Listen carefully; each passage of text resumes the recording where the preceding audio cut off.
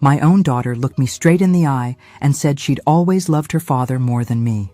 2 days later, she called me at 3 in the morning, demanding $3,000 to get out of some seedy nightclub. I told her to call Daddy. The police station call I received 12 hours later changed everything I thought I knew about being a good mother. Where are you watching from today? Drop your location in the comments below and hit that like and subscribe button. Let me back up and tell you how I ended up raising a 25-year-old woman who thinks I'm her personal ATM while worshiping the man who abandoned us both. Because trust me, this story starts long before that devastating phone call. My name is Patricia Collins, and for the past 7 years, I've been walking on eggshells around my own child. It started when her father, Derek, decided our marriage was suffocating his dreams and moved out to find himself with his 23-year-old secretary. Cliché? Absolutely. Predictable? You bet. Devastating. More than I care to admit. But here's the thing about divorce when you have kids. Suddenly, you're competing for your child's affection with someone who has zero responsibilities and unlimited guilt money. Derek rented a flashy downtown loft with floor-to-ceiling windows and a view of the river. I kept our modest 3-bedroom house with the mortgage, the memories, and the daily responsibility of actually raising our daughter, Emma, while I was enforcing curfews, checking homework, and saying no to expensive requests. Daddy Dearest was taking Emma to fancy restaurants, buying her designer clothes, and letting her stay out all night, because she's practically an adult. The custody arrangement was supposedly 50-50, but Emma quickly figured out which parent was more fun. Friday afternoons became a routine of watching her pack a weekend bag with genuine excitement, chattering about whatever adventure Derek had planned. Sunday evenings were the reverse. Sullen returns, complaints about my boring house, and constant comparisons to Daddy's exciting life. Dad says I don't need to worry about college debt because he's going to pay for everything, she announced one Tuesday during her senior year, rolling her eyes when I suggested she apply for scholarships as backup. Dad says working part-time during high school is old-fashioned. He wants me to focus on having fun while I'm young. Dad says you're too strict. He never had all these rules growing up. Each conversation felt like a small knife twist, but I kept telling myself it was normal. Divorce was hard on kids. She'd understand when she was older. I just had to be patient and keep being the responsible parent, even if it made me the villain. But the real damage was happening during those weekend visits I wasn't seeing. Derek had turned charm into an art form during our marriage, and now he was using those same skills on Emma. He'd listen to her complaints about my rules with exaggerated sympathy, nodding along as she painted me as an unreasonable tyrant. He'd slip her extra cash because Mom's being cheap again, and take her shopping for things I'd specifically said we couldn't afford. Most insidiously, he'd share just enough of his dating adventures to make Emma feel like his confidant rather than his child. She knew about his girlfriends, his plans to buy a sports car, his dreams of traveling Europe. He treated her like a friend, not a daughter, and she ate it up. Meanwhile, I was still playing the mother role, making sure she did her homework, got to doctor's appointments, learned responsibility. All the unglamorous stuff that nobody thanks you for, but everyone notices if you don't do it. By Emma's college graduation, the battle lines were clearly drawn. She'd majored in art history and moved back home with vague plans to figure things out. Derek supported her creative journey and told her not to rush into anything boring like a career. I gently suggested maybe getting a job while she figured things out, which made me the enemy of dreams everywhere. That's when the real manipulation started. Mom's pressuring me to get some minimum wage job, Emma would tell Derek during their weekly coffee dates. She doesn't understand that I need time to find my passion. Your mom always was practical to a fault, Derek would reply with his trademark concerned frown. Don't let her kill your artistic spirit, sweetheart. I'll help support you while you explore your options. What Emma didn't know was that Derek's support consisted mainly of encouraging words and the occasional fancy dinner. The actual financial support, rent, food, insurance, phone bills, that was still coming from me. But somehow, in Emma's mind, Daddy was the generous one enabling her dreams, while Mommy was the cold-hearted realist trying to crush them. The dynamic reached its peak last month when Emma announced she was planning to move to New York to pursue opportunities in the art world. When I asked about practical details like housing and income, she accused me of being unsupportive. When Derek nodded along to her plans without offering any actual assistance, he was being encouraging. But I should have seen the breaking point coming. It arrived on a Tuesday evening when I made the mistake of asking Emma to contribute $50 toward groceries since she'd eaten through a week's worth of food in 3 days. $50? She laughed, not looking up from her phone. For what? For the food you eat, the electricity you use, maybe just a token contribution to the household you're living in rent-free. She finally looked at me then, and I saw Derek's expression on her face. That mixture of condescension and amusement that used to make my blood pressure spike during our marriage. Mom, I don't have $50. I'm an artist. This is my creative period. Emma, you're 25 years old. You've been in your creative period for 3 years. That's when she exploded. You know what your problem is, Mom? You've always been jealous that I have a better relationship with Dad than with you. He actually supports my dreams instead of constantly criticizing everything I do.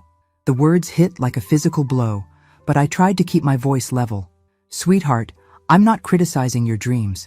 I'm asking you to help with basic living expenses while you're pursuing them. Dad said you'd react like this. He said you've always resented that I prefer spending time with him. And there it was. The poison Derek had been dripping in her ear for 7 years, finally out in the open. What Emma didn't know was that her precious father had been playing both sides of this game for years. While he was positioning himself as her supportive champion, he'd been systematically undermining every parenting decision I made. The pattern was always the same. I'd establish a boundary or consequence, Emma would complain to Derek, and he'd swoop in as the understanding parent who really got her. But he never actually contradicted me directly. That would require taking real responsibility. Instead, he'd use phrases like, "Well, I understand your mom's perspective, but," or, "Maybe your mom's just stressed about money again." It was death by 1,000 cuts. Each conversation slowly eroding Emma's respect for me while positioning Derek as her ally against the unreasonable woman who'd raised her. The weekend after our grocery store argument, Emma went to stay with Derek as usual. I knew she'd spend the entire visit complaining about my unreasonable demands, and Derek would listen with practiced sympathy, maybe even slip her some cash to ease the sting of having such a difficult mother. What I didn't expect was the call I received from Derek himself that Sunday evening. "Patricia, we need to talk about Emma."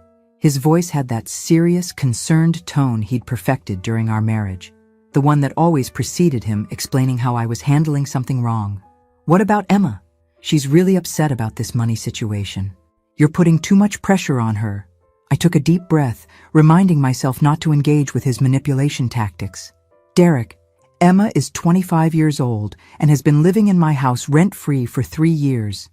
Asking her to contribute $50 toward groceries isn't pressure, it's basic responsibility. See? This is exactly what I'm talking about. You've always been so rigid about money. Emma's going through a creative period. She needs support, not stress. And what kind of support are you providing exactly?" There was a pause. Derek had always been excellent at offering emotional support and terrible at offering anything practical. "I'm providing emotional encouragement, which is what she needs right now. Not everyone has to turn everything into a transaction, Patricia." "Right. So I handle the transactions while you provide the encouragement. Same arrangement we had during our marriage. Look, I'm calling because I'm worried about Emma. She says you've been making little comments, creating a hostile environment." I almost laughed. Hostile environment? I asked her to buy groceries. It's not what you say, it's how you say it. Emma feels like you resent her success. What success, Derek? She graduated 3 years ago and hasn't held a job since. She's exploring her options. Building her portfolio. Not everyone follows the same traditional path you did. There it was. The subtle implication that my approach to life was somehow lesser, more conventional, less enlightened.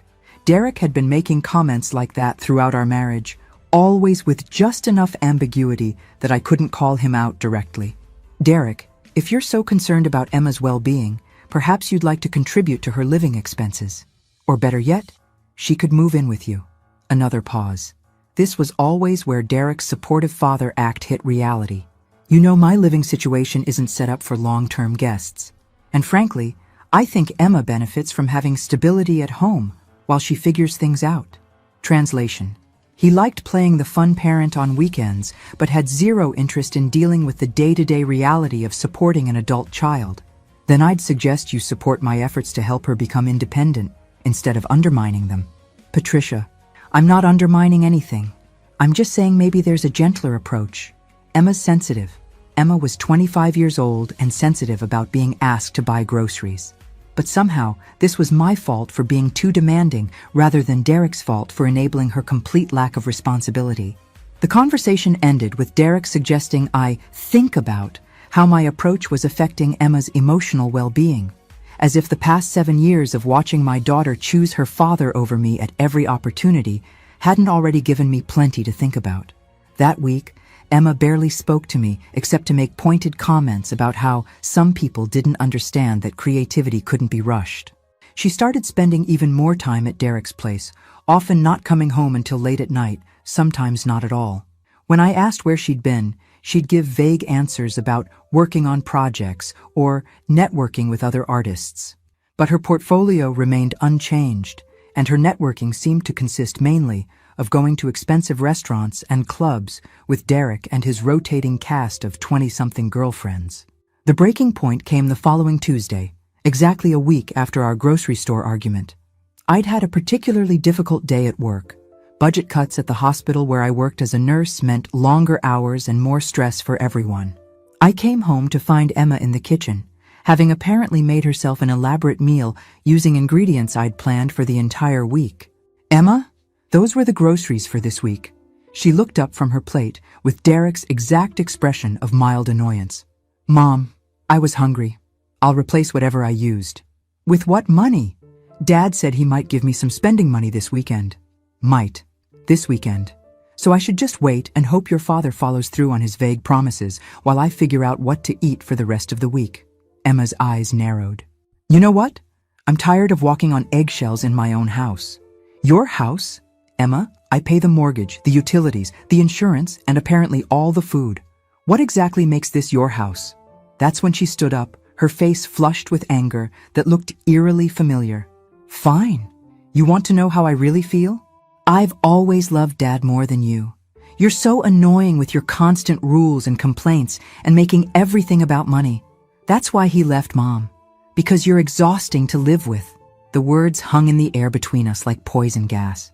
7 years of careful manipulation had led to this moment, my own daughter telling me that my husband's abandonment was my fault, and that she'd always preferred the parent who'd actually abandoned her.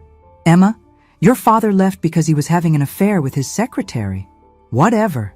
At least he's not bitter and controlling like you are. She grabbed her keys and headed for the door. Where are you going? To Dad's, where I'm actually welcome. The door slammed behind her with enough force to rattle the windows. I stood in my kitchen, surrounded by the remnants of the meal she'd made with my groceries, before telling me she'd never loved me as much as the man who saw her twice a week and contributed nothing to her actual well-being. But that night was just the beginning. Emma didn't come home that night, or the next night. On Thursday, I received a text. Staying with Dad for a while. Need space to think. I wanted to call Derek and demand he send her home, but I knew that would only validate Emma's narrative that I was controlling and unreasonable. Besides, part of me wondered if maybe some space would be good for both of us. Maybe she needed time to realize how much I actually did for her. By Saturday, I was questioning everything. Maybe Derek was right. Maybe I had been too focused on practical concerns instead of emotional support. Maybe my approach really was driving Emma away. That's the insidious thing about emotional manipulation. Even when you can see it clearly, it still makes you doubt yourself. Friday came and went without any communication from Emma. I tried to keep busy with work and household tasks, but the silence felt oppressive. Our house had never been particularly lively, but Emma's complete absence left an emptiness that was almost suffocating. Saturday evening, my phone buzzed with a text from Emma. Going out with friends tonight. Will probably be late. At least she was letting me know her plans, which felt like progress. I went to bed around 11, telling myself that maybe this space was exactly what we both needed. At 3:17 a.m., my phone rang. I jolted awake, my heart immediately racing. Nobody calls at 3 a.m. with good news. The number on my screen was Emma's, but when I answered, the voice that came through was pure panic. Mom, I need help. My card was declined, and they won't let me leave this club, and I need $3,000 right now, or they're going to call the police. I sat up in bed, trying to process what I was hearing through the fog of sleep and adrenaline. Emma, slow down. What club? $3,000 for what? I can't explain everything right now, but I'm at this private club downtown, and I ran up a tab, and now they're saying my card was declined and they want cash payment before I can leave. And Mom, I'm scared. There are these guys here, and they're being really aggressive about the money. My maternal instincts kicked in immediately. Whatever had happened between us, Emma was my daughter, and she was scared. Okay, breathe.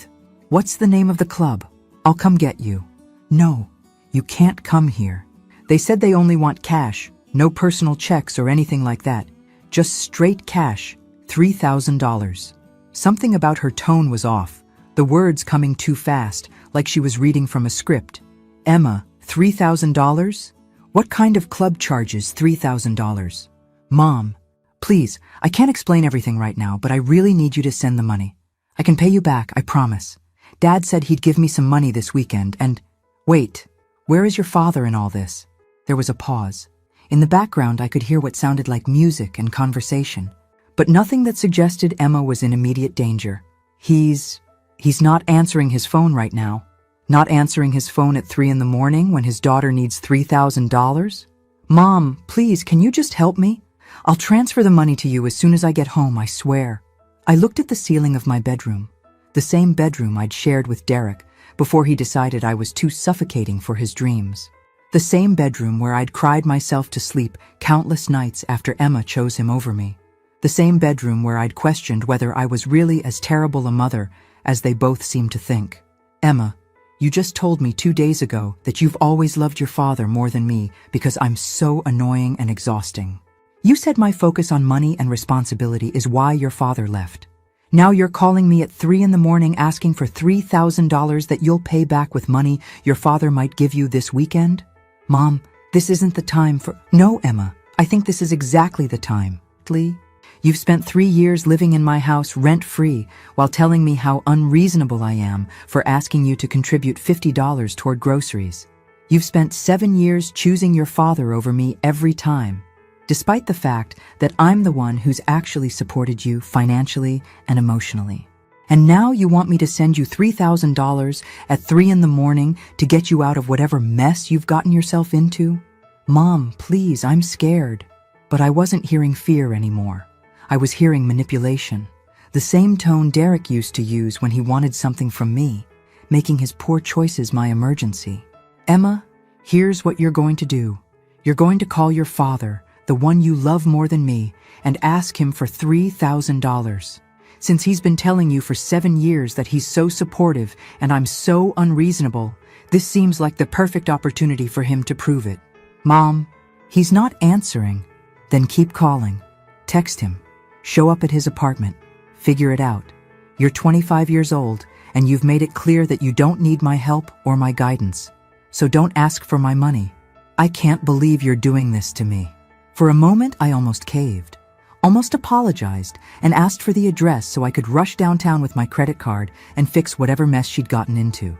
Because that's what I'd been doing for 25 years, fixing things, cleaning up messes, being the responsible parent while Derek got to be the fun one.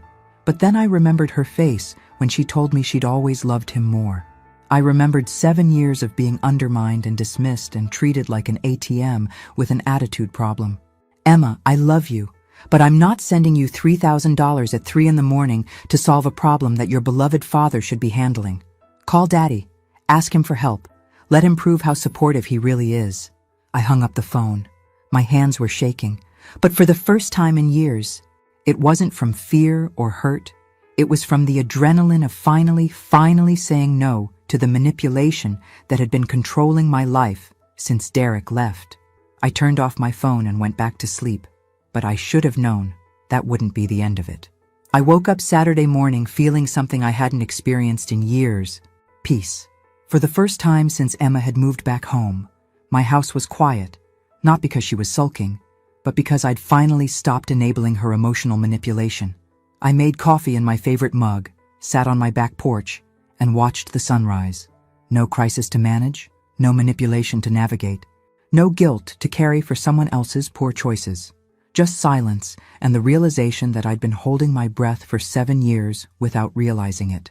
Around 10 o'clock, I turned my phone back on. 17 missed calls from Emma, 12 text messages ranging from pleading to angry to guilt-inducing, and 3 voicemails I deleted without listening to. Nothing from Derek. Interesting. If Emma had really been in danger, if there had really been aggressive men demanding cash at some seedy club, wouldn't her beloved father have eventually answered his phone? Wouldn't he have rushed to help his precious daughter? The silence from Derek told me everything I needed to know about the legitimacy of Emma's emergency. I spent Saturday doing all the things I'd stopped doing while tiptoeing around Emma's moods.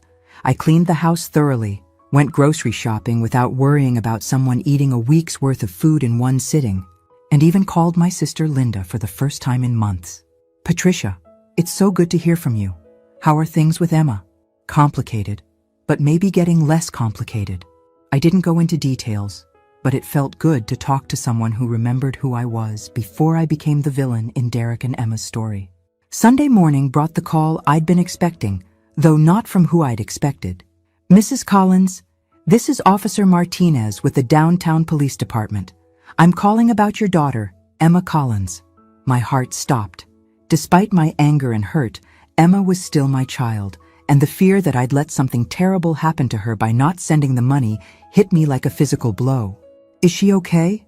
Was she hurt? She's fine, ma'am, but she's here at the station and she's asked us to call you. At the station? What happened? Ma'am, your daughter was involved in an incident at a private gaming establishment downtown. She accumulated a significant debt and was unable to pay. The establishment filed a complaint when she couldn't settle the account. Gaming establishment. Not a seedy club. Not aggressive men threatening her safety. A casino or illegal gambling operation where Emma had lost money she didn't have. Officer Martinez, can you tell me how much money we're talking about? The complaint lists $3,200. $3,000. Exactly the amount she'd needed me to send at 3 in the morning. Emma hadn't been in danger from threatening men. She'd been in trouble for gambling with money she didn't have. Ma'am, are you able to come down and pick up your daughter? Officer, I have a question. Is my daughter under arrest? No, ma'am. The establishment filed a civil complaint, but we were able to mediate the situation. Your daughter was released on her own recognizance with the understanding that the debt would be settled within 72 hours. And if it's not settled, then it becomes a matter for civil court, possibly criminal court, if fraud charges are filed.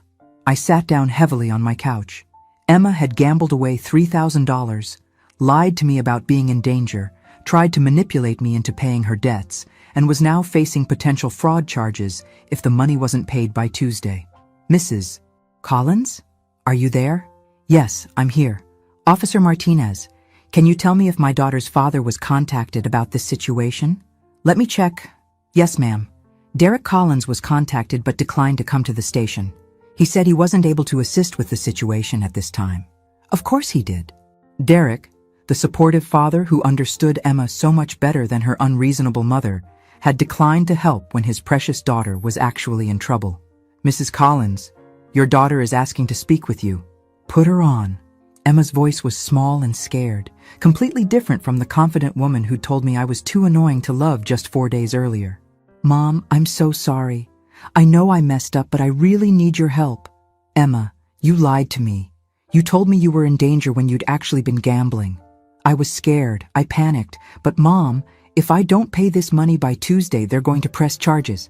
And where is your father in all this? The one who's so much more supportive than me? Silence. Emma? He said he can't get involved in this kind of situation. He said it would be bad for his business reputation. Derek's business reputation was more important than keeping his daughter out of jail. But somehow I was still the unreasonable parent in this scenario. Mom, please. I know I said terrible things to you, but I really need your help. I'll do anything you want. I'll get a job.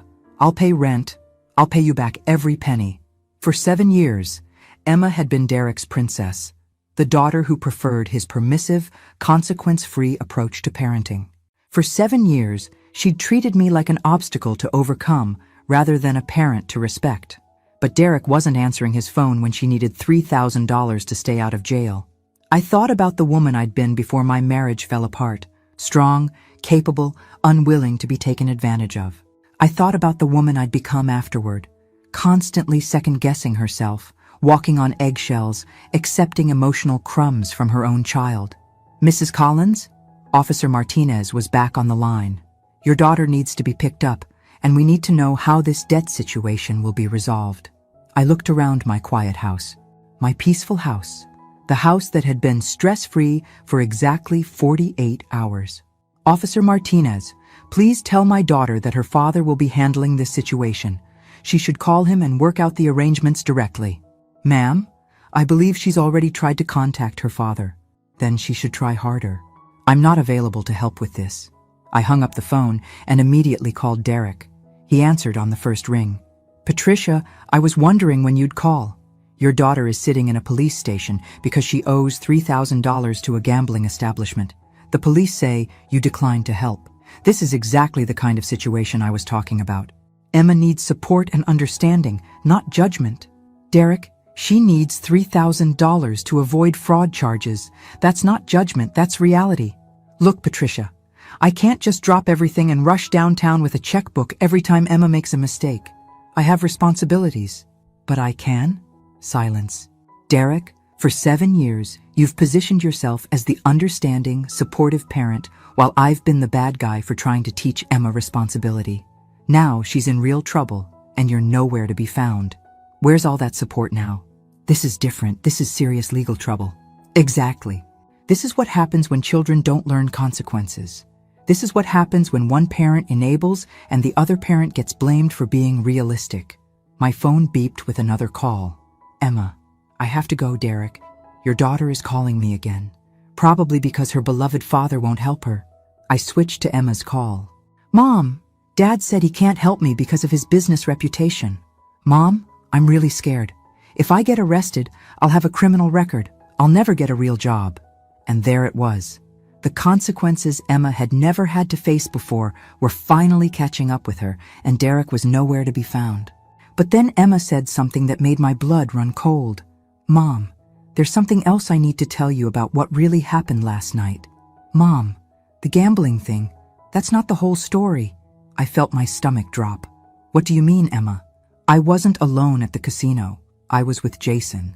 Jason was Derek's latest girlfriend's 26-year-old son, a trust fund kid with a cocaine habit and a taste for expensive trouble.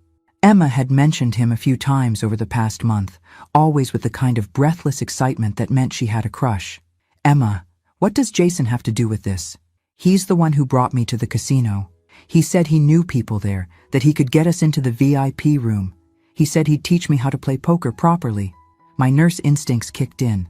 I could hear the shame in her voice, the careful way she was choosing her words. There was more to this story. "Emma, exactly what happened last night. We were playing poker and drinking, and Jason kept saying I was getting better at reading people. He was encouraging me to bet bigger amounts. And I was winning at first, Mom. I was actually winning a lot. But then you started losing. It happened so fast. One hand I was up almost $2,000, and the next hand I lost everything, plus the $3,000 I didn't have. This was sounding less like bad luck and more like a setup. Emma, where was Jason when you needed the $3,000? Silence. Emma? He left. He left? While you were stuck there unable to pay your debt? He said he couldn't get involved because his trust fund has restrictions about gambling debts. He said if his family found out he was at an illegal casino, they'd cut him off. So Derek's girlfriend's son had taken Emma to an illegal casino, encouraged her to bet money she didn't have, then abandoned her when the situation went bad. And Derek, who'd been telling me for years that I didn't understand Emma's needs, had refused to help his daughter when she was facing fraud charges. Mom, I think Jason set me up. I think the whole thing was planned. He kept insisting we go to this specific casino, and he knew exactly which games to play and which dealers to approach. And when I started losing, it was like he'd expected it. My daughter, who'd spent 7 years telling me I was too controlling and suspicious, was finally understanding what real manipulation looked like. Emma, did you tell the police about Jason's involvement? I couldn't. If I told them Jason brought me there, he said his family would sue me for defamation. He said they have expensive lawyers and I'd be destroyed financially. So Jason gets to walk away clean while you face potential criminal charges. Mom, I know I've been awful to you. I know I said terrible things, and I chose Dad over you, and I've been ungrateful for everything you've done. But right now, I really need my mother. 7 years of emotional manipulation. 7 years of being treated like a second-class parent. 7 years of watching Derek undermine every boundary I tried to set while positioning himself as the understanding father.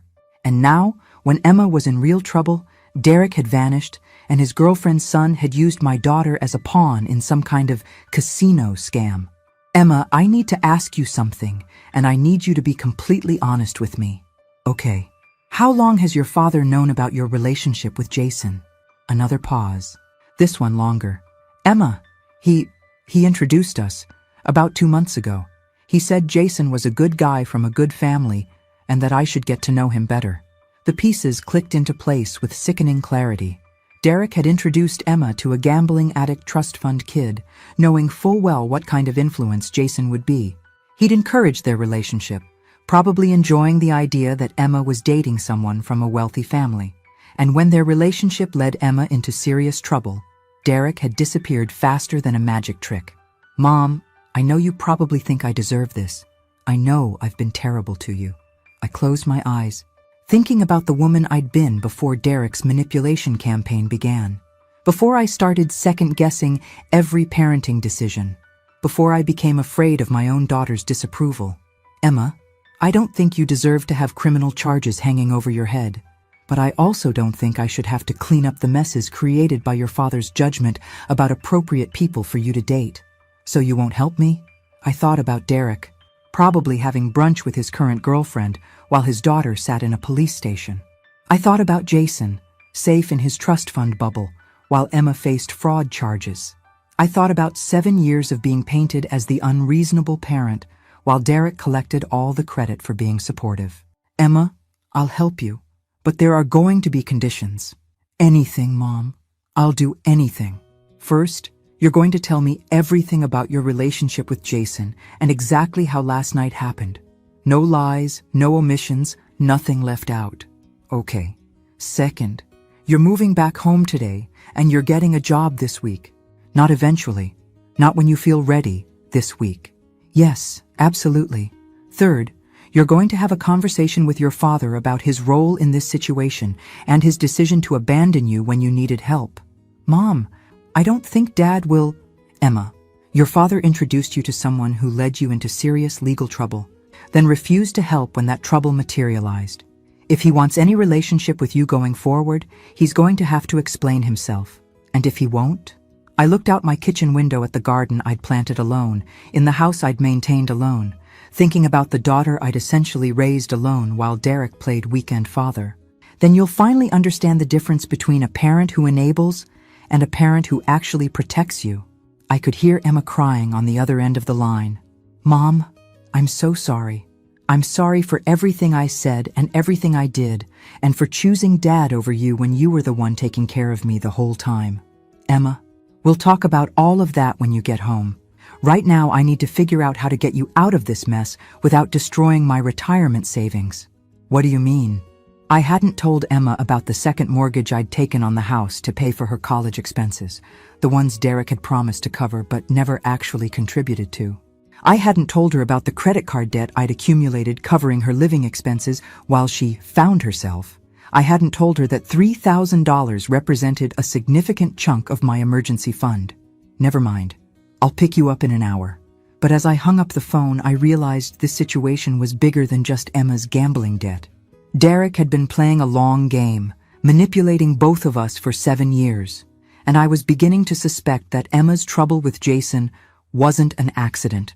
It was time to find out exactly what Derek had been planning all along. I discovered my ex-husband had been stealing from our daughter's college fund for 2 years while positioning me as the financially irresponsible parent. When I confronted him with the bank statements, he tried to convince me I was having memory problems. The recording I made of that conversation became evidence in a federal fraud investigation. Where are you watching from today? Drop your location in the comments below and hit that like and subscribe button. The drive to pick up Emma from the police station gave me time to think, and what I was thinking made my blood pressure spike. Too many things weren't adding up about Derek's behavior over the past few months. When Emma had moved back home 3 years ago, Derek had made a big show of promising to help with her expenses. She's our daughter, Patricia. We should support her dreams together. But his actual contributions had been minimal. Maybe a dinner here, some spending money there, never anything substantial. Meanwhile, I'd been covering her phone bill, car insurance, medical expenses, and living costs. When I'd asked Derek about his promised support, he'd always had excuses. Cash flow is tight this month, or the business has some unexpected expenses. But Derek's lifestyle certainly hadn't reflected any financial struggles. New car, expensive vacations with his rotating girlfriends, designer clothes, that flashy downtown loft. If he was struggling financially, he was hiding it well. At the police station, Emma looked like a scared child rather than the confident young woman who'd told me I was too annoying to love. Her makeup was smeared, her clothes wrinkled, and her usual defiant posture had been replaced by hunched shoulders and nervous fidgeting. "Thank you for coming," she said quietly as we walked to my car. "We'll talk when we get home." The ride was silent except for Emma's occasional sniffles. I wasn't ready to comfort her yet. I needed answers first. Back at the house, I made coffee and sat across from Emma at the kitchen table. Same table where she'd told me she'd always loved her father more. Same table where she'd laughed about contributing $50 to groceries. But this time, the power dynamic was completely different. "Tell me about Jason," I said without preamble. Emma wrapped her hands around her coffee mug like it was a lifeline. "Dad introduced us about 2 months ago. He said Jason's mother was someone he was dating seriously, and that Jason and I might have a lot in common." "What kind of things in common?" "Dad said Jason was also taking time to figure out his life path, that he understood the pressure young people face to rush into careers. He said Jason's family was very successful and understood the value of taking time to make the right decisions." Classic Derek manipulation, making Emma's lack of direction sound sophisticated while connecting her with someone whose family had money. "When did the gambling start?" "About 3 weeks ago. Jason said he knew about private clubs where successful people went to network. He said it wasn't really about the gambling. It was about meeting the right people and learning how business really works." "And you believe that?" Emma's face flushed. "Mom, I know how it sounds now, but Jason seemed so confident, so connected. He talked about these amazing business opportunities and how his family had made their fortune through strategic risk-taking." "Emma, his family made their fortune through inheritance and real estate development. Jason has never held a job in his life." "How do you know that?" I'd spent the morning doing research while Emma was at the police station. Amazing what you can learn about people when you actually look instead of just trusting someone else's characterization. Because unlike your father, I believe in investigating before trusting. "Tell me about last night specifically." Emma took a shaky breath. "Jason picked me up around 8. He said we were going to meet some of his business contacts at an exclusive club. When we got there, it was this upscale place but clearly focused on gambling. Jason seemed to know everyone. "How much money did you start with?" "Jason gave me $500. He said it was a loan to get me started, that I'd pay him back from my winnings." A loan. From a trust fund kid to a woman with no income. Another red flag that Emma had missed. "And you started winning immediately?" "Yes, it was incredible. Within an hour, I was up almost $2,000. Jason kept saying I was a natural, that I had great instincts for reading people." "Emma, you've never played poker before in your life." "I know. That's what made it so exciting. Jason said sometimes beginners have better luck because they're not overthinking things." I had to admire the setup. Get Emma winning immediately, build her confidence, make her think she had natural talent, then encourage bigger and bigger bets until the inevitable crash. When did things change? Around midnight. Jason suggested we move to a higher stakes table. He said the people there were the real business contacts he wanted me to meet. He said if I could hold my own at that table, Doors would open for me. And that's when you lost everything. It happened so fast. Mom, one bad hand and everything was gone, plus money I didn't have. And Jason just vanished. He said he was going to the bathroom and never came back. I leaned back in my chair, processing the calculated nature of what had happened to my daughter. This wasn't just bad luck or poor judgment. This was a sophisticated con game. Emma, I need to ask you something, and I need you to think carefully before you answer. Okay. How much does your father know about your finances, your bank account, your credit cards, your lack of income? Emma looked confused by the question. Everything, I guess. We talk about money sometimes. He knows I don't have a job and that you've been supporting me. He knows I don't have any significant savings. Has he ever asked you specific questions about my finances? How much I make? How much I have saved? Whether I own the house outright? Well, yes. Sometimes. He said he was concerned about whether you could afford to support me long term. He said maybe I should find out more about your financial situation so we could plan better. My stomach dropped. Derek hadn't just been manipulating Emma's relationship with me. He'd been gathering financial intelligence through her. Emma, have you ever given your father specific information about my bank accounts, my credit cards, or my financial documents? Mom, why are you asking these questions? Just answer me. Sometimes he'd ask if you seemed stressed about money, or if you'd mentioned anything about financial problems. And once? She trailed off. Once what? Once he asked me to take a picture of a document on your desk. He said it looked like something important, and he wanted to make sure you weren't hiding financial problems that might affect me. What document? It was something from the bank, about the house. Dad said he was worried you might be in trouble with the mortgage and not telling me. I felt like the floor was tilting. Emma, when was this? Maybe 6 months ago? 6 months ago, I'd been reviewing documents related to the second mortgage I'd taken to pay for Emma's college expenses. Expenses Derek had promised to cover but never did. Emma had unknowingly photographed confidential financial documents and sent them to her father. Derek hadn't just been emotionally manipulating us for 7 years. He'd been conducting financial surveillance through our daughter. Mom, you're scaring me. What's wrong? I stood up and walked to my home office. Emma following. I pulled out my filing cabinet and started looking through my financial records. Bank statements, credit card bills, mortgage documents, everything Derek would need to understand my complete financial picture. Emma, I want you to look at something. I pulled out Emma's college expense records. Tuition payments, room and board, books, fees, all paid from my accounts. Total, $127,000 over 4 years. Do you see your father's name anywhere on these documents? Emma scanned the papers, her face growing pale. No, but Mom, Dad said he was contributing. He said he was handling things differently for tax purposes.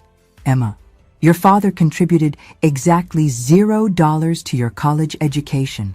I took out a second mortgage on this house to pay for your school. That can't be right. Dad always talked about how we were both investing in my education. I pulled out more documents. Medical expenses, car insurance, phone bills. All the things Derek claimed he was helping with, all paid solely by me. Emma, for the past 3 years, your father has contributed approximately $400 to your actual expenses, dinners and occasional spending money. I've contributed over $40,000. Emma sank into a chair, staring at the documents. But he always talks about supporting me. He always says he believes in investing in my future. Emma, your father's financial support has been almost entirely fictional, but his emotional manipulation has been very real. My phone buzzed. Derek. Patricia, I heard about Emma's situation. We need to talk. Yes, we certainly do. Can you meet me for coffee this afternoon?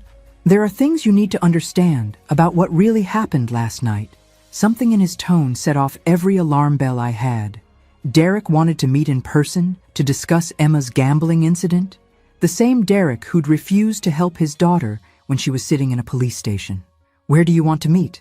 How about that cafe on 5th Street? Say, 3 o'clock? I looked at Emma, still staring at the financial documents that proved her beloved father had been lying to her for years. I'll be there. But I wasn't going alone, and I wasn't going unprepared.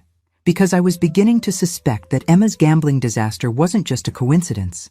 It was the culmination of a plan Derek had been working on for months. I arrived at the cafe 30 minutes early and chose a corner table with clear sight lines to all entrances.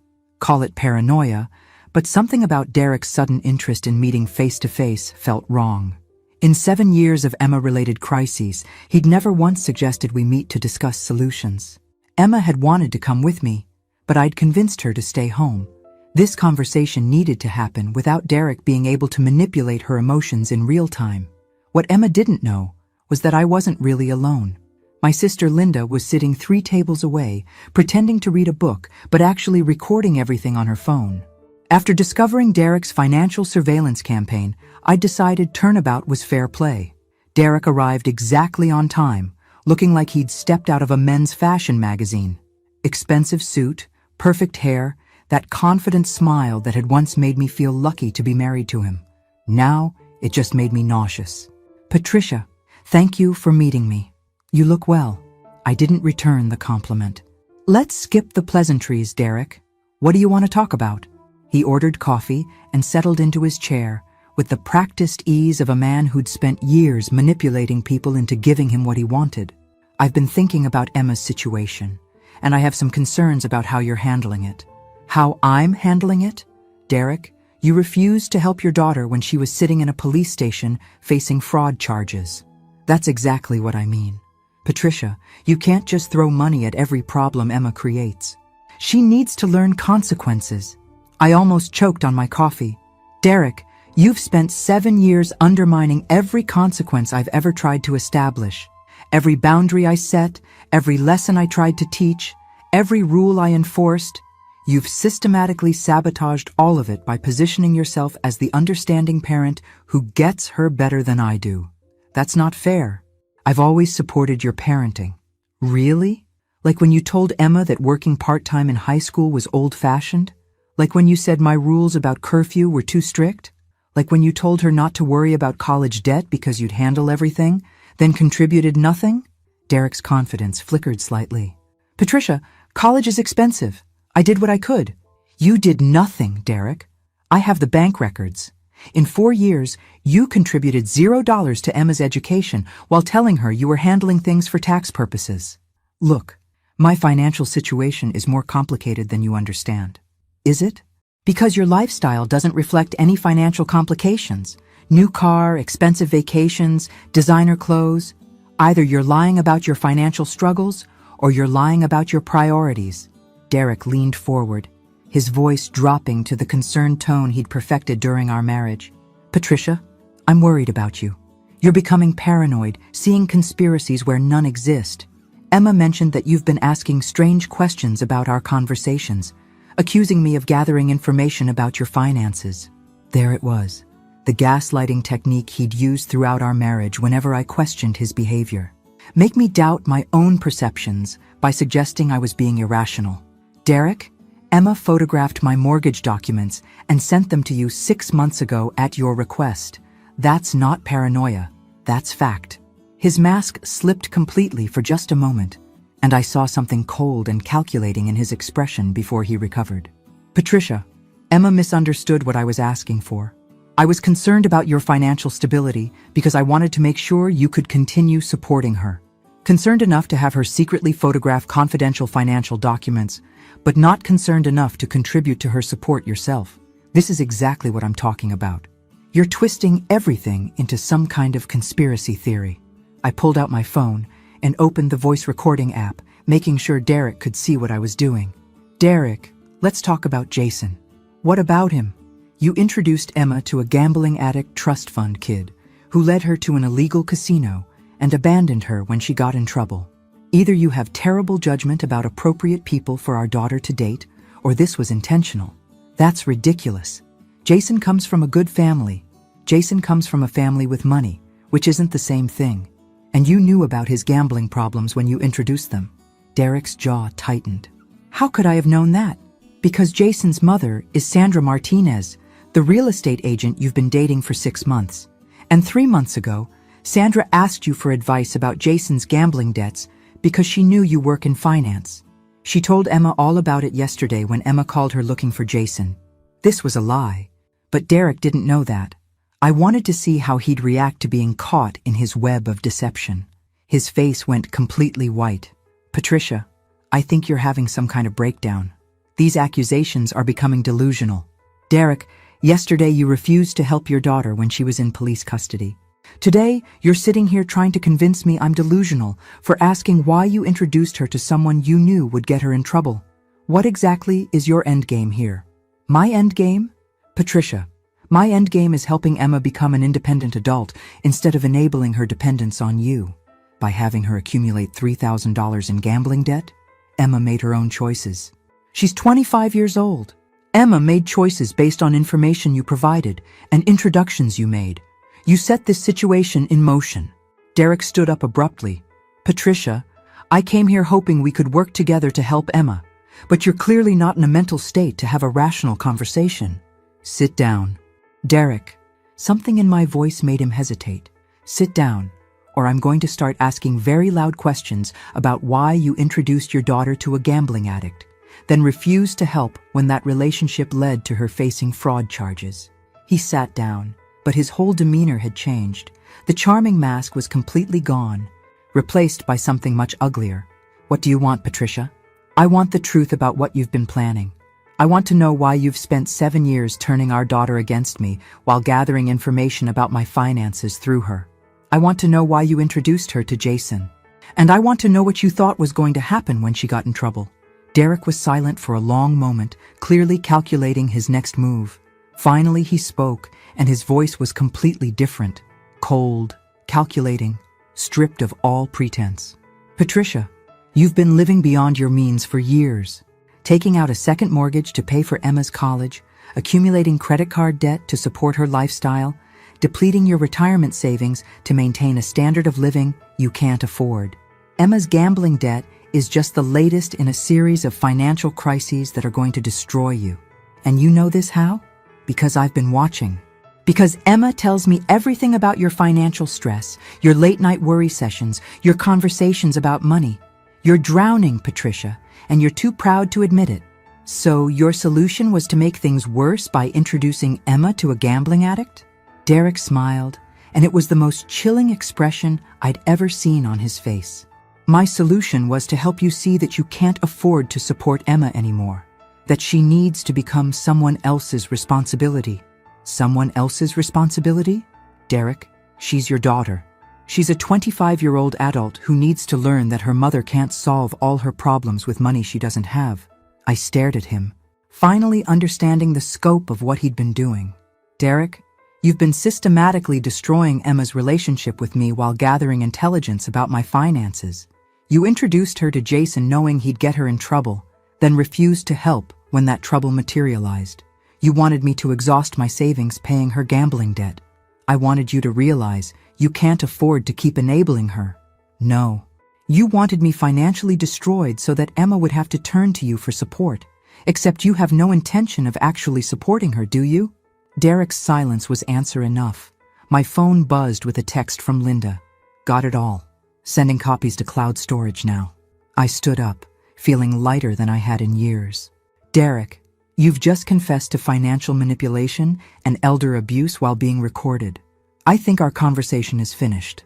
His face went dead white as the implications hit him. Patricia, you can't. Actually, I can. And I am. I walked out of the cafe, leaving Derek to contemplate the wreckage of his carefully planned manipulation campaign. But I wasn't done yet, because Emma deserved to hear exactly what her beloved father had really been planning for both of us. When I got home, Emma was sitting at the kitchen table surrounded by financial documents, her face streaked with tears. She looked up when I walked in, and I saw something I hadn't seen in 7 years. My daughter actually seeing me as her mother instead of her enemy. Mom, I've been going through everything. All the college payments, the insurance, the medical bills. You paid for everything, didn't you? I sat down across from her. Yes, sweetheart, I did. And Dad contributed nothing. Essentially nothing. Emma picked up one of the bank statements. Mom, why didn't you ever tell me? Why didn't you ever correct me when I said Dad was so supportive? Because you wouldn't have believed me. and because I hoped that eventually you'd see the truth for yourself. I was so awful to you. I said such terrible things. Emma, you said those things because you were being manipulated by an expert. Your father has been playing a very long game. What do you mean?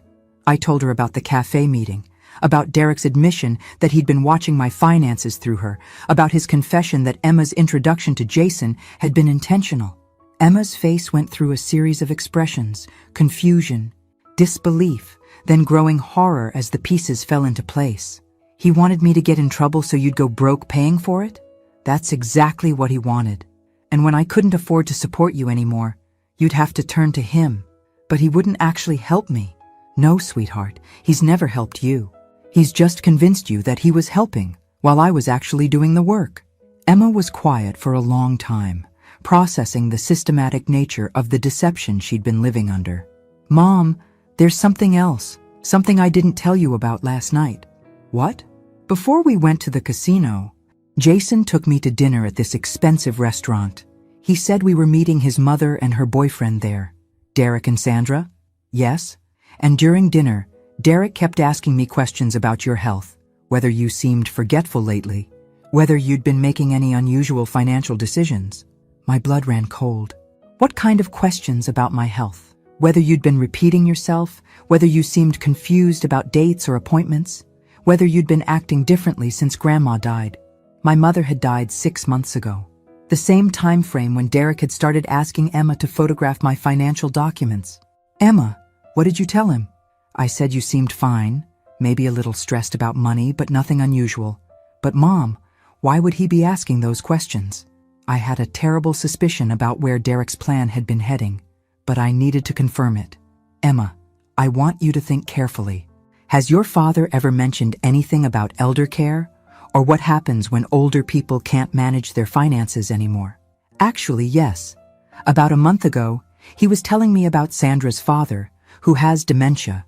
He said sometimes families have to step in and take control of an elderly person's finances if they're no longer capable of making good decisions. Did he say anything specific about how that process works? He said it involves going to court and having the person declared incompetent. He said it's a legal process designed to protect vulnerable elderly people from making financial mistakes that could destroy their security. The full scope of Derek's plan hit me like a physical blow. He hadn't just been planning to bankrupt me through Emma's financial crises. He'd been building a case to have me declared mentally incompetent so he could take control of my finances entirely. Mom, you look like you're going to be sick. Emma, your father wasn't just trying to destroy my finances. He was building a case to have me declared mentally incompetent so he could gain legal control over my assets. That's insane. Why would he want to do that? I thought about our divorce settlement, about the alimony payments that had stopped 2 years ago, about the retirement accounts and life insurance policies that still listed Derek as beneficiary because I'd never gotten around to changing them. Emma, if something happened to me, or if I was declared incompetent, your father would benefit significantly from my financial assets. Emma stared at me in horror. Mom, are you saying Dad was trying to steal from you? I'm saying your father has been running a very sophisticated long-term con game designed to either bankrupt me or gain legal control over my assets. Emma's gambling debt was just the latest move in a much bigger plan. Emma stood up abruptly and started pacing. This is unbelievable. He's my father. He's supposed to protect me, not use me as a weapon against my own mother. Emma, I need to ask you something else. Has your father ever asked you to sign any documents? Papers, he said, were for insurance purposes, or emergency contacts, or anything like that? Emma stopped pacing, her face going pale. Last month he had me sign something he said was for his life insurance policy. He said he wanted to make sure I was listed as a contact person in case anything happened to him. Do you remember what the document looked like?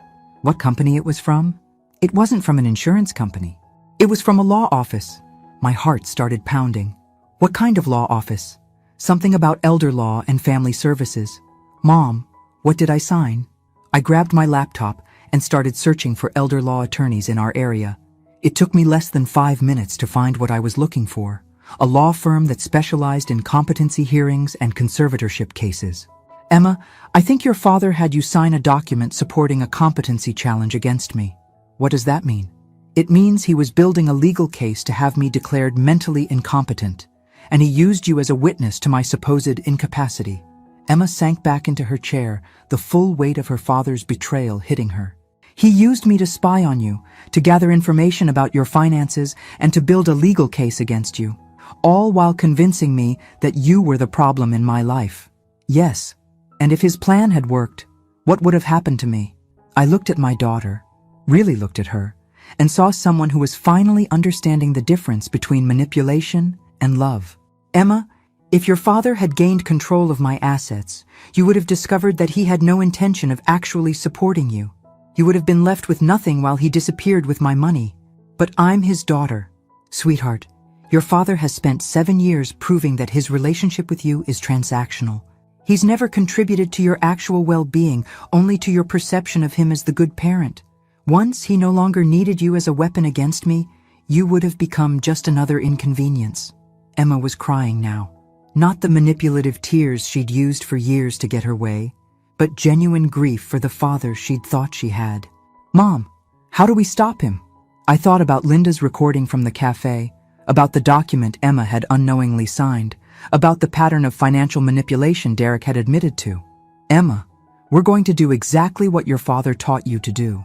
We're going to gather evidence, build a case, and take legal action to protect ourselves? You mean like fight back? I looked at my daughter, finally seeing the woman she could become instead of the child she'd been manipulated into remaining. Emma, we're not just going to fight back. We're going to destroy his ability to hurt anyone else the way he hurt us. Because Derek had made one crucial mistake in his elaborate manipulation campaign. He'd underestimated exactly how dangerous a protective mother could become when someone threatened her child. The law office of Patterson, Chen and Associates specialized in elder law, but they also handled fraud cases involving financial manipulation of vulnerable adults. When I called Monday morning and explained the situation, they agreed to see Emma and me that afternoon. Richard Patterson was a man in his 60s with kind eyes and the sort of calm demeanor that probably served him well when dealing with family crises. He listened to our story without interruption, occasionally taking notes, his expression growing more serious as the details unfolded. Mrs. Collins, what you're describing is a sophisticated pattern of financial abuse combined with attempted legal manipulation. This is significantly more serious than a simple divorce dispute. How serious? Emma asked. If we can prove what you've described, your father could face federal fraud charges, potential conspiracy charges, and certainly civil liability for financial damages. Richard pulled out a legal pad and started making a list. Let's go through what we have. First, we have evidence that Mr. Collins systematically misrepresented his financial contributions to Emma's education and living expenses while gathering intelligence about Mrs. Collins' finances through their daughter. Emma photographed my mortgage documents at his request, I confirmed. Second, we have Mr. Collins' admission, recorded without his knowledge, that he intentionally introduced Emma to someone he knew would get her in trouble financially. He said Emma needed to learn that I couldn't solve all her problems with money I didn't have, I said.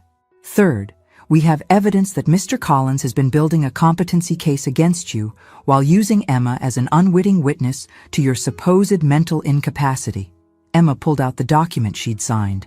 I brought the paper he had me sign. I didn't know what it was at the time. Richard examined the document, his expression darkening. This is an affidavit attesting to your mother's inability to manage her financial affairs responsibly. Emma, your signature on this document could have been used to support a competency hearing. A competency hearing would have given Derek legal control over my finances? I asked. If successful, yes. He could have been appointed as your conservator, giving him complete control over your assets, medical decisions, and living arrangements. Emma looked like she was going to be sick. I almost helped him steal everything from my own mother. Emma, you were manipulated by someone who's been perfecting these techniques for years. This isn't your fault. Richard set down the affidavit and looked at both of us seriously. Here's what we're going to do. First, we're going to file for a restraining order preventing Mr. Collins from having any access to your financial accounts or legal documents. Second, we're going to report this to Adult Protective Services as a case of attempted elder financial abuse. Elder abuse? But I'm only 52. Mrs. Collins, financial manipulation of adults by family members falls under elder protection statutes regardless of age. And third, we're going to file a civil lawsuit for fraud, intentional infliction of emotional distress, and conspiracy. What about criminal charges? Emma asked. That's up to the district attorney, but I'll be recommending they investigate. The use of an illegal gambling operation to manipulate a victim into debt could constitute federal fraud charges. As we left the law office, Emma was unusually quiet. Finally, she spoke. Mom, I keep thinking about all the times I chose Dad over you. All the times I believed his version of events instead of trusting you. How could I have been so blind? Emma, your father is a professional manipulator. He's been practicing these techniques for decades. You were a child when he started working on you, and children are programmed to trust their parents. But I'm 25 now. I should have seen through it. Sweetheart, abuse victims often can't see the abuse while it's happening. That's how abuse works. It distorts your perception of reality so gradually that you don't notice until it's almost too late. We drove home in silence, both of us processing the magnitude of what Derek had attempted. That evening, as we were going through more financial documents to prepare for the legal proceedings, Emma's phone rang. Derek, don't answer it, I said. Actually, Mom, I think I should. Richard said we need more evidence of his manipulation techniques. Emma answered the phone and immediately put it on speaker. Emma, sweetheart, how are you feeling today? I've been worried about you since yesterday. His voice was warm, concerned, the perfect portrayal of a caring father. If I hadn't heard him confess to financial manipulation 12 hours earlier, I might have been convinced. I'm okay, Dad. Mom and I have been talking about everything that happened. I'm glad to hear that. Emma, I want you to know that whatever your mother has told you about our conversation yesterday, she's not interpreting things correctly. What do you mean? Sweetheart, I'm concerned that your mother is having some cognitive issues. The accusations she's been making, the paranoid interpretations of normal conversations, these could be signs of early dementia. Emma's eyes widened, but she kept her voice steady. Dad, what kind of cognitive issues? Memory problems? Confusion about financial matters? Paranoid thinking about people trying to take advantage of her? Emma, these are classic symptoms of age-related cognitive decline. But Dad, Mom seems fine to me. That's because you live with her every day. So you don't notice the gradual changes. Emma, I think your mother needs professional help. And I think you might need to consider whether she's still capable of managing her own affairs. There it was. Derek trying to convince Emma that I was mentally incompetent while positioning himself as the concerned ex-husband looking out for everyone's best interests. Dad, what do you think should happen? I think we need to have your mother evaluated by a professional. If she's developing dementia, she could be vulnerable to financial scams or poor decision-making. We might need to consider legal guardianship to protect her. Emma mouthed, "Oh my God," while Derek continued his pitch for taking control of my life. Emma, I know this is difficult to think about, but we have to consider your mother's safety and financial security. If she's not competent to manage her own affairs, someone needs to step in before she loses everything. And you think that someone should be you? I think that someone should be family members who care about her well-being. Emma, I've been married to your mother. I understand her financial habits, her medical history, her support systems. I'm probably the most qualified person to help her through this difficult time. The sheer audacity of it was breathtaking. Derek was trying to convince Emma that stealing my assets would actually be helping me. Dad, I need to think about all this. Of course, sweetheart. But Emma, don't wait too long. Every day that your mother goes without proper supervision is another day she could make a financial decision that destroys her security. After Derek hung up, Emma and I sat in stunned silence. Mom, he just tried to convince me to help him have you declared incompetent. And he made it sound like he'd be doing me a favor. How many other people has he done this to? That was a question I hadn't considered, but it sent chills down my spine. Derek's manipulation techniques were too sophisticated, too practiced. We probably weren't his first victims. My phone rang. Linda. Patricia, you need to turn on Channel 7 News right now. I grabbed the remote and flipped to the local news station. The anchor was reading a story about a federal investigation into elder financial abuse involving illegal gambling operations. targeting vulnerable adults through family members, then using gambling debt to manipulate victims into transferring assets to perpetrators. 3 suspects have been arrested in connection with the scheme, including Jason Martinez, son of local real estate agent Sandra Martinez. Emma and I looked at each other in shock. "Mom, they arrested Jason." The news story continued. FBI investigators are asking anyone who believes they or their family members may have been targeted by this scheme to contact the Federal Elder Abuse Hotline. My phone rang again. This time it was Derek. Emma started to reach for it, but I stopped her. Let it go to voicemail. We listened as Derek's voice filled the room, but this time there was no charm, no warmth, no manipulation, just desperation. "Patricia, we need to talk immediately. There are things happening that you don't understand. Call me back as soon as you get this message." Emma looked at me. "Mom, what do we do now?" I thought about 7 years of manipulation, 7 years of being painted as the unreasonable parent, while Derek collected credit for being supportive. I thought about the systematic way he'd used our daughter to gather intelligence about my finances. I thought about the competency case he'd been building to steal my assets. Now, sweetheart, we let the FBI handle Derek while we focus on rebuilding our relationship. Because the most satisfying revenge against Derek's manipulation campaign wasn't legal justice, though that would be nice.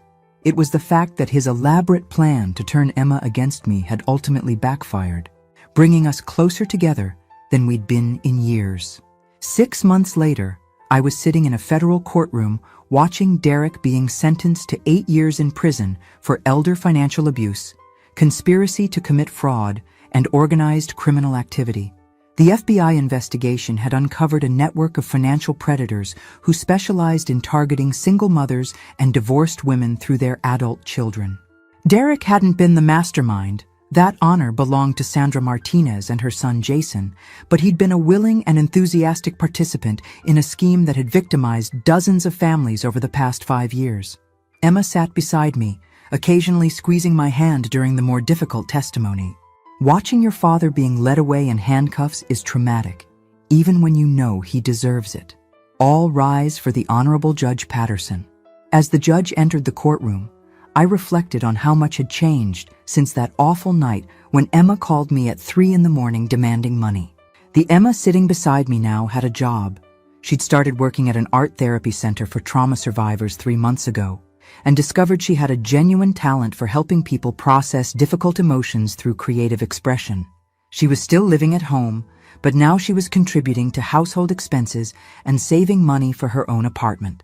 More importantly, she'd become someone I genuinely enjoyed spending time with, instead of someone I was constantly walking on eggshells around. The therapy had helped both of us understand the depth of Derek's manipulation campaign. Dr. Sarah Chen specialized in family trauma caused by narcissistic abuse, and she'd helped us see that what we'd experienced wasn't just a difficult divorce. It was systematic psychological warfare designed to isolate me from my daughter while positioning Derek to exploit both of us financially. "Emma, you were conditioned from childhood to see your mother as the obstacle to your happiness," Dr. Chen had explained during one of our joint sessions.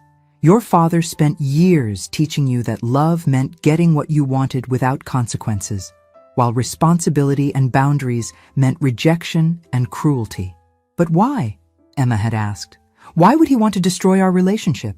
Because as long as you and your mother were in conflict, neither of you would notice what he was actually doing. He used your relationship as a smokescreen while he gathered intelligence and built his legal case." The therapy had also helped Emma understand that her attraction to Jason hadn't been accidental. Derek had specifically chosen someone who would appeal to her desire for excitement and rebellion while leading her into exactly the kind of trouble that would require expensive solutions. "Mom," Emma had said one evening about a month after Derek's arrest, "I keep thinking about all the times I chose him over you, all the times I believed his version of events instead of listening to you. Emma, you were a child when his manipulation started. Children trust their parents, even when those parents don't deserve trust. But I'm an adult now. I should have seen through it. Sweetheart, abuse survivors often can't see the abuse while it's happening. That's how abuse works. It distorts your perception so gradually that you adapt to it without realizing what's happening." Now, watching Derek being sentenced, I felt something I hadn't expected. Pity, not for the consequences he was facing, those were entirely deserved, but for the man who'd chosen manipulation and exploitation over genuine relationships with the people who'd loved him. The defendant will serve 8 years in federal prison, followed by 3 years of supervised probation. Additionally, the court orders restitution in the amount of $847,000 to be distributed among the victims of this conspiracy. Derek's portion of the restitution wouldn't be substantial. Most of his assets had been seized during the investigation, but the symbolic value was important. His crimes had been officially recognized, and his victims had been validated. After the sentencing, Emma and I walked out of the courthouse together. "How do you feel?" I asked her. Sad, relieved, angry, grateful, all at the same time. I understood exactly what she meant. The past 6 months had been a process of rebuilding, not just our relationship, but our understanding of what healthy relationships looked like. Emma had needed to learn that love and support didn't mean getting everything she wanted without consequences. I had needed to learn that being a protective mother didn't mean enabling destructive behavior. "Mom, I want to say something." "What's that?" "Thank you for not giving up on me. Even when I was awful to you, even when I chose Dad over you every time, even when I said those terrible things about loving him more than you never stopped being my mother. Emma, you're my daughter. That doesn't change because you made some poor choices or because someone manipulated you into those choices. But you could have let me figure it out on my own. When I called you from the police station, you could have said, 'Call your father,' and left it at that." I stopped walking and turned to face her. "Emma, if I had done that, you might have ended up in jail while Derek disappeared with my assets. You might have been completely alone with no family support and a criminal record. I wasn't going to let that happen to you, even if you didn't appreciate the help at the time. That's what I mean about you being a real mother. Dad talked about supporting me, but when I actually needed help, he vanished. You showed up." We stood outside the courthouse, both of us crying a little, both of us finally understanding the difference between manipulation and love. "Mom, I have something to tell you." "What?" "I've been thinking about going back to school, art therapy.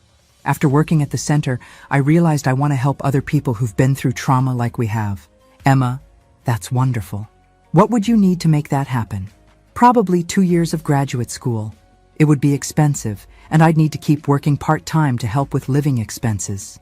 I thought about the restitution money that would eventually come from Derek's sentence, about the second mortgage I'd finally paid off, about the retirement savings I'd managed to rebuild over the past 6 months. "Emma, I think we can make that work. But this time, we're going to do it differently." "What do you mean?" "I mean, we're going to create a realistic budget. You're going to contribute what you can, and we're going to treat this as an investment in your future rather than a gift with no strings attached." Emma smiled, the first genuine, uncomplicated smile I'd seen from her in years. "You mean like a partnership between adults instead of a parent-child transaction?" "Exactly like that." As we walked to our car, I realized that Derek's manipulation campaign had ultimately failed in the most fundamental way possible. He'd intended to destroy my relationship with Emma while positioning himself as the preferred parent. Instead, his schemes had been exposed. He was facing years in prison, and Emma and I were closer than we'd ever been. "Mom, do you think Dad will ever understand what he did wrong?" I thought about Derek's complete lack of remorse during the trial, his continued insistence that he'd been trying to help everyone, his inability to see his victims as anything more than obstacles to overcome. "No, sweetheart, I don't think he will. But that's okay, because his understanding isn't necessary for our healing." "What do you mean?" "I mean, we don't need Derek to apologize or change or acknowledge his mistakes for us to move forward with our lives. We've learned to recognize manipulation. We've rebuilt trust between us, and we've created a relationship based on honesty instead of emotional blackmail." Emma was quiet for a moment as we got in the car. "Mom, I love you. Really love you. Not the manipulated version I convinced myself was love when I was choosing Dad over you. I love you too, Emma, and I'm proud of the woman you're becoming." As we drove home together, I thought about the woman I'd been 7 years ago, constantly second-guessing herself, afraid of her own daughter's disapproval, walking on eggshells to avoid conflict. That woman had been replaced by someone stronger, someone who'd learned to trust her instincts and protect herself from manipulation, someone who'd discovered that real love sometimes means saying no to people you care about. Derek had spent 7 years trying to isolate me from my daughter and steal my assets. Instead, he'd taught both of us the difference between manipulation and love. And that, I thought, as Emma chatted about her graduate school plans, was the most satisfying revenge of all. Thanks for listening. Don't forget to subscribe and feel free to share your story in the comments. Your voice matters.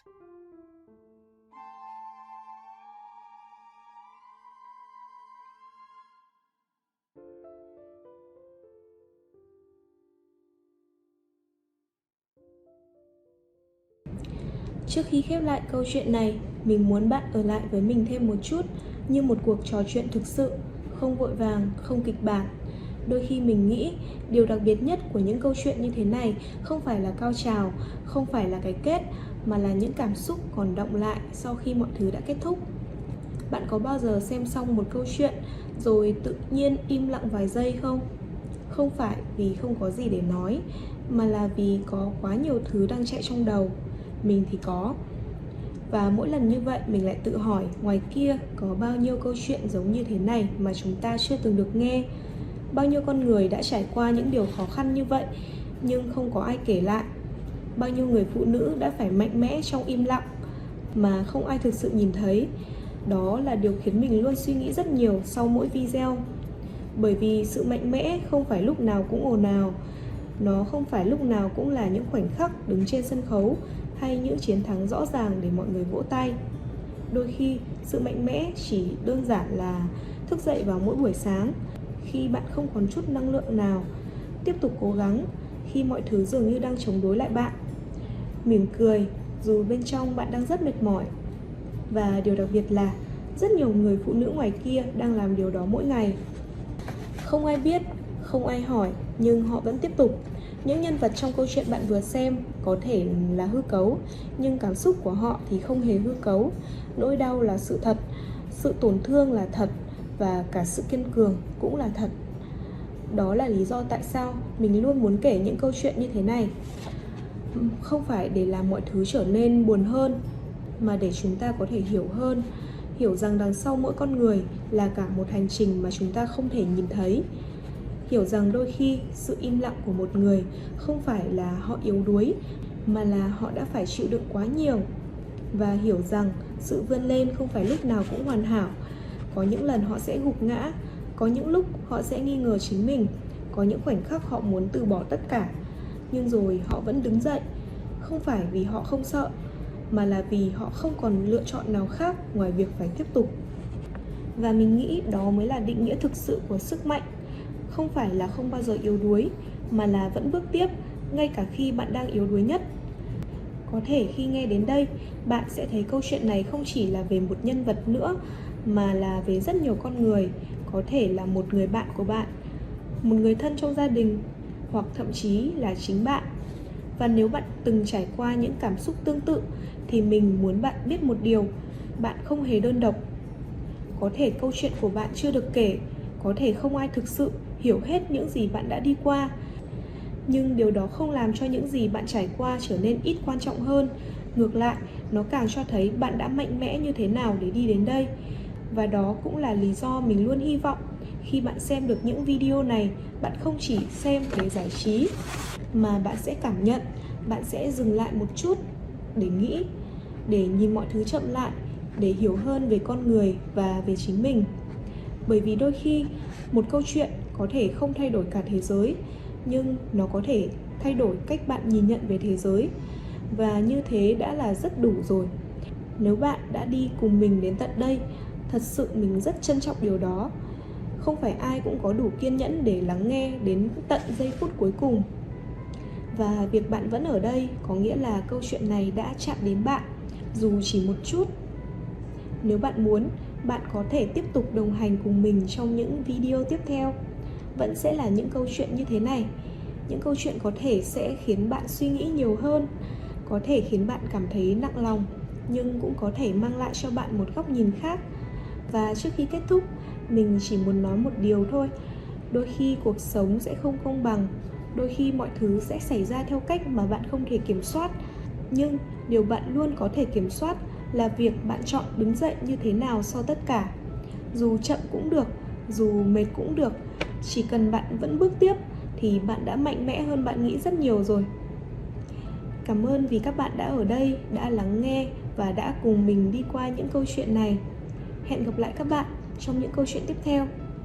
Bye!